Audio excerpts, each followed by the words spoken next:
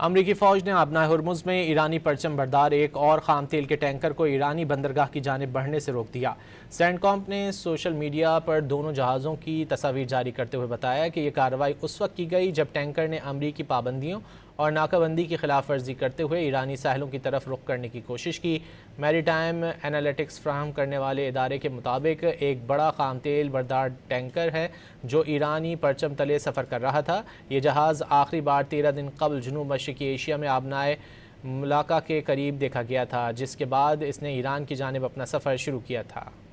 امریکی فوج نے آبنائے ہرمز میں ایرانی پرچم بردار ایک اور خام تیل کے ٹینکر کو ایرانی بندرگاہ کی جانب بڑھنے سے روک دیا۔ سینڈکام نے سوشل میڈیا پر دونوں جہازوں کی تصاویر جاری کرتے ہوئے بتایا کہ یہ کارروائی اس وقت کی گئی جب ٹینکر نے امریکی پابندیوں اور ناکہ بندی کی خلاف ورزی کرتے ہوئے ایرانی ساحلوں کی طرف رخ کرنے کی کوشش کی۔